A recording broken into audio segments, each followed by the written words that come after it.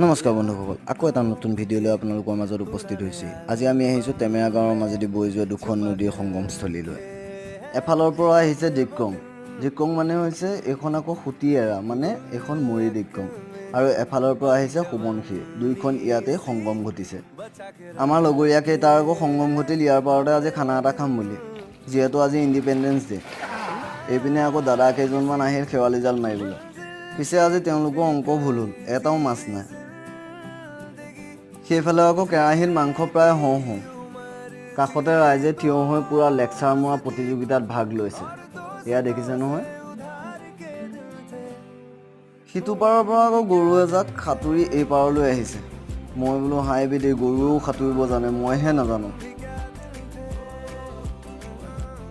পিছে ভিডিঅ'টো কেনেকুৱা পালে আপোনালোকে জনাব। আকৌ এটা নতুন ভিডিঅ'ত লগ পোৱাৰ আশাৰে আজিলৈ বাই বাই।